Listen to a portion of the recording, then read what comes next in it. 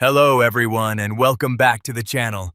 In today's video, you'll learn how to add a comment in Microsoft Word quickly and easily. Comments are useful when reviewing documents, giving feedback, or collaborating with other people on a project. First, open Microsoft Word on your computer and open the document where you want to add a comment.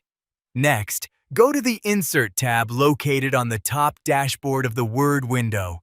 Then, click on Comment to create a new comment box in the document. After that, type the comment or feedback you want to leave in the comment area. Once you finish writing your comment, click Post Comment to save it and make it visible in the document. Next, if you want to view your comment again later, simply click on the comment marker or open the Comments section to see all comments that have been added to the document. Then, you can read, edit, or reply to comments whenever needed, making collaboration much easier. If you found this video helpful, please subscribe to the channel, give this video a like, and share it with others who may find it useful.